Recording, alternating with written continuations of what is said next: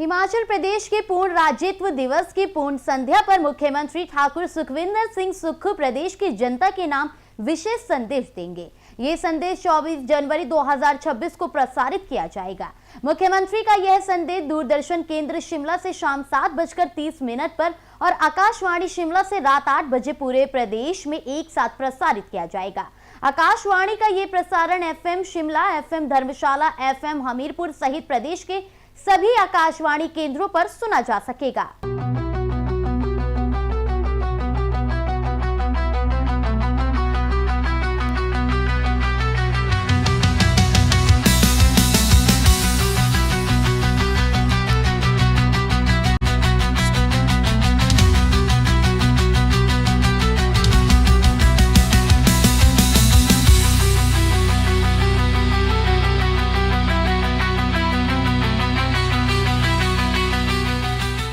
बहुत अच्छी बात तो ये है कि 23 दिसंबर को बर्फबारी शुरू होती थी, 23 जनवरी को आज बर्फबारी हुई है और अच्छी बर्फ पड़ रही है।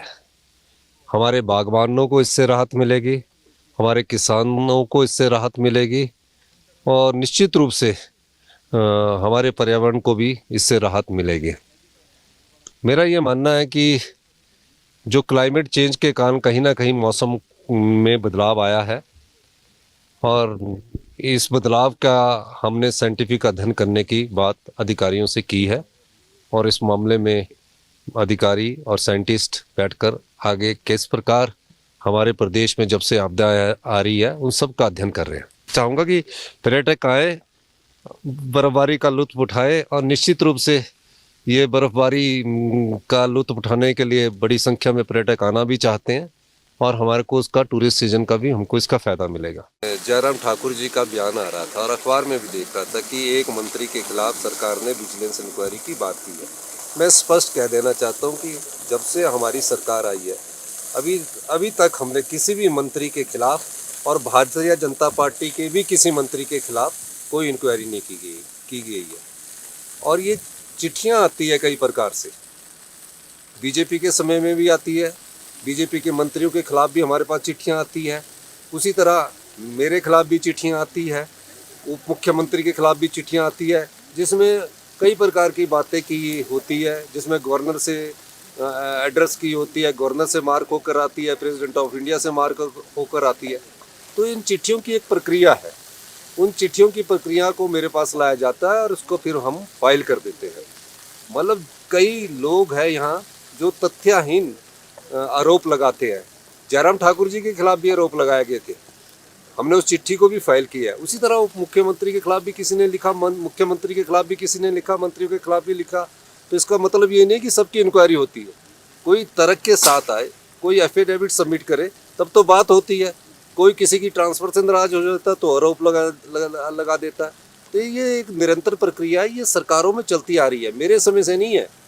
जब से सरकारें बनती आई है, प्रथम मुख्यमंत्री के समय से आज तक के मुख्यमंत्री के समय तक जितने भी मंत्री और मुख्यमंत्री के खिलाफ कोई भी शिकायतें आती है, वो मुख्यमंत्री उस पर कोई तथ्य नहीं होते तो उसको फाइल करता है। तो जयराम ठाकुर जी के समय भी इस प्रकार की चिट्ठियां आती थी और उनके समय तो चिट्ठियां कई प्रकार की आई है। फिर उसके बाद भी उनके खिलाफ भी चिट्ठी मेरे पास आई, मैंने उसको भी फाइल किया। सबको फाइल करना होता है, एक प्रक्रिया है, इसको मुद्दा बनाने की जरूरत नहीं, ये सरकारी प्रशासनिक प्रक्रिया। बीजेपी तो 5 भागों में बटी हुई है, हम नहीं कह रहे, वो अपने आप ही बट रहे हैं। हमें बांटने की कोशिश ना करें। जिन्होंने जो सत्ता के लालची लोग थे वो चले गए हैं। अब सब जो है वो सेवा वाले लोग, हिमाचल प्रदेश कांग्रेस के विधायक हैं, वो सब रुके हैं, उनमें कोई दो राय नहीं है। और ये ख्वाब लेना बंद कर दे, भविष्यवक्ता बनना बंद कर दे। इसी भविष्यवक्ता बनने के रूप में उन्होंने 3 आज़ाद प्रत्याशियों से इस्तीफा करवा दिया। और ये भी लोकतंत्र के इतिहास में पहली बार हुआ होगा कि आज़ाद प्रत्याशी अपना इस्तीफा स्वीकार करवाने के लिए विधानसभा के प्रांगण में 3 दिन बैठे। और इस आत्मविश्वास का ये था कि भारतीय जनता पार्टी जीतेगी। मैं हिमाचल की जनता का, आम लोगों का, देवी देवताओं का धन्यवाद करना चाहता हूँ कि जिन आज़ाद प्रत्याशियों ने आत्मविश्वास के साथ इस्तीफा दिया था कि हम दोबारा चुनकर आएंगे, हिमाचल की जनता ने उन्हें रास्ता दिखाया है और हम 34 से फिर 40 हुए हैं। तो ये जयराम जी ठाकुर जी भविष्य वक्ता बन गए हैं। वो इसलिए ये कह रहे हैं कि वो 5 गुटों में सबसे अपने आप को सर्वोपरि नेता साबित करने की कोशिश कर रहे हैं, इसलिए वो बार बार इस प्रकार की बात कह रहे हैं।